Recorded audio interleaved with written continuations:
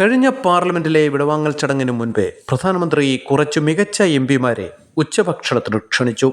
കേരളത്തിൽ നിന്ന് പ്രേമേന്ദ്രന് ക്ഷണമുണ്ടായിരുന്നു. തമിഴ്നാട്ടിൽ നിന്ന് മറ്റൊരു CPM MP-ക്കും. അതുപക്ഷെ ഈ കമ്മി മാലിന്യങ്ങൾ മിണ്ടിയില്ല.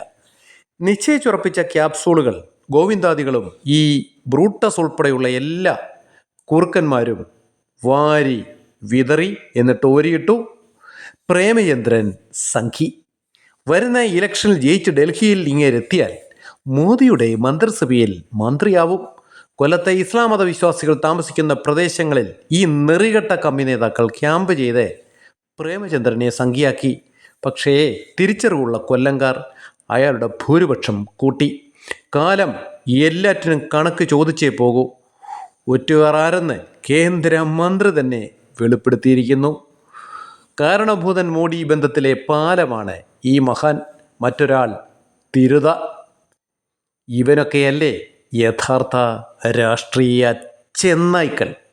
ജനങ്ങളെ ജാതിയുടെയും മതത്തിൻ്റെയും പേരിൽ തമ്മിലടിപ്പിച്ചിട്ട് വേട്ടക്കാരനോടും ഇരയോടൊപ്പം ഒരേ സമയം ഓടുകയും അവസാനം ഇരയെ വേട്ടക്കാരന് കൂട്ടിക്കൊടുക്കുകയും ചെയ്യുന്ന മുന്നമാർ.